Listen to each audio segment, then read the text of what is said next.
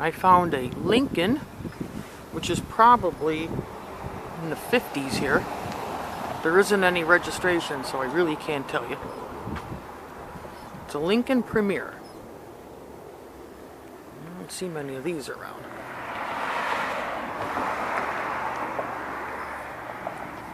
I don't know what it's sitting here for. Probably for sale, but there isn't any number. I don't know if somebody just bought it and it's sitting here. Pretty neat though. Look at that. Fancy dancy. Oh yeah, this too. I believe that was like a spotlight. I don't remember seeing that before in Lincolns. It's something different. Okay, ladder 50s Lincoln Premier.